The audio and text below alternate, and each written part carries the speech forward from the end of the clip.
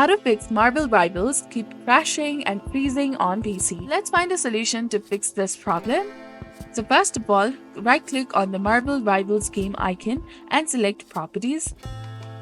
In the Properties window, find the option that says Enable the Steam overlay while in-game and turn it off. This can help prevent crashes. Next, go to the Installed Files section and select Verify Integrity of the game files.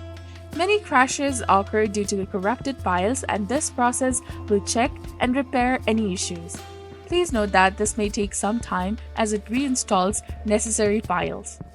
After that, click on Browse to open the game installation folder. Look for the file named Marvel Rivals Launcher.exe. Right-click on it and then choose Properties. Then go to the Compatibility tab and here select Run this program as an administrator.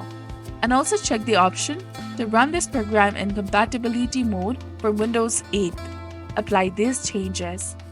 Now do not close this folder yet. The next thing you have to do is copy the path of the folder, then type graphics settings in your search bar and open it. Click on Browse at the top and paste the copied path and press enter until you find the Marvel Rivals launcher. Once you're located, select it and change the setting to high performance.